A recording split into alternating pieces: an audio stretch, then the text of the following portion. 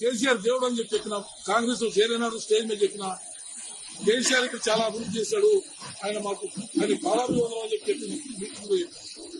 ఇన్నరా సిర్పూర్ మాజీ ఎమ్మెల్యే కోనేరు కోనప్ప ఏమంటున్నాడో కాంగ్రెస్ పార్టీలో చేరిన నాడే చెప్పిన కేసీఆర్ దేవుడని ఆ దేవుడు అభివృద్ధి చేసిండు ఆయనకు పాదాభివందనాలు అని కూడా చెప్పిండట.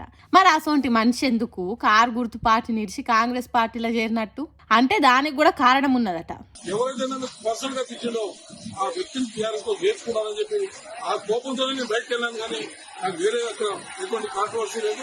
నేను కేసీఆర్ కుటుంబం గురించి కానీ కేసీఆర్ కానీ నాకు ఎటువంటి రెండు అంశం అర్థమైందా? కోనేరు కోనప్పని తిట్టిన మనిషినే బీఆర్ఎస్ పార్టీలకు తీసుకున్నారట. అంటే పొద్దుగాల లేస్తే ముఖం చూసుకొని ఒక పార్టీలనే పని చేయాలి. ఎట్లా పడితే అట్లా మాట్లాడినంతో నేను ఎట్లా పని చేస్తా అని వేరే పార్టీలో చేరిండట. కానీ కార్ పార్టీ మీద కాయిస్ లెక్క కాదు, కేసీఆర్ అంటే మర్యాద లెక్క కాదు అన్నట్టు చెప్పిండు.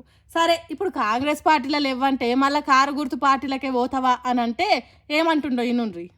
రాజకీయ పరిస్థితుల్లో ఏదంటే పోవాల్సి పోతాం కానీ కాంగ్రెస్ పార్టీలో మాత్రం ఇవాళ దాచుకుంటాను పోతాం. రాజకీయాలను బట్టి ఏ పార్టీలకు పోవాలనో ఆ పార్టీకి పోతాం, అంతేగాని కాంగ్రెస్ పార్టీకి మాత్రం పోము అని ఖచ్చితంగా చెప్తున్నాడు. మరి ఒక్క ఏడాదిన్నరలనే కాంగ్రెస్ పార్టీ పాలన మంచిగా లేదని తెలిసిందో లేకుంటే జనం నాడి మారుతున్నందుకు కాంగ్రెస్ పార్టీలు ఉంటే మనుగడ ఉండదు అనుకున్నాడో తెలియదు. కానీ కాంగ్రెస్ పార్టీ మాత్రం సచ్చినా పోను అన్నట్టు చెప్తున్నాడు.